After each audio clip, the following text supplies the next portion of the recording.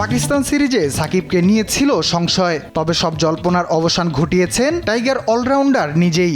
বিসিবির ক্রিকেট অপারেশনসকে খেলার green signal দেখিয়েছেন তিনি, ফলে তাকে রেখেই পাকিস্তান সিরিজের জন্য 16 সদস্যের দল ঘোষণা করে ক্রিকেট বোর্ড।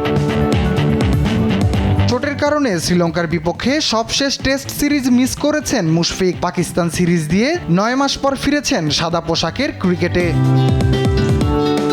1 বছরের বেশি সময় পর ফিরেছেন তাসকিনও। দ্বিতীয় টেস্টের জন্য টাইগার পেসারকে দলে রেখেছেন নির্বাচকরা। পাকিস্তানে বাংলাদেশ এ দলের দ্বিতীয় 4 দিনের ম্যাচ খেলে নিজের ফিটনেসের পরীক্ষা দেবেন। সব ঠিক থাকলে তাকে পাকিস্তানের বিপক্ষে দ্বিতীয় টেস্টের জন্য বিবেচনা করা হবে। 16 সদস্যের এই দলে চমক নেই। টপ অর্ডারে আছেন দলের অধিনায়ক নাজমুল হোসেন শান্ত, মাহমুদুল হাসান জয়, লিটন দাস, জাকির হাসান, সাদমান ইসলাম, মোমিনুল হক ও মুশফিকের মতো ব্যাটাররা। সাকিবের সাথে স্পিন অ্যাটাকে আছেন মিরাজ, তাইজুল ও নাইম। পেইসে শরীফুল, তাসকিন, হাসান, নাহিদ ও খালেদ।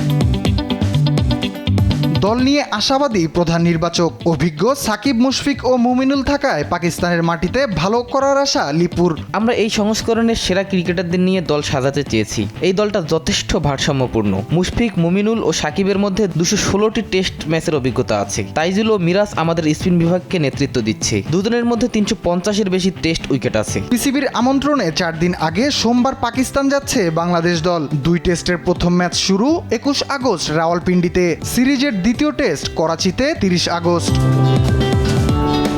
রাফিউল ইসলাম রাতুল, স্পোর্টস ডেস্ক, দেশ টিভি।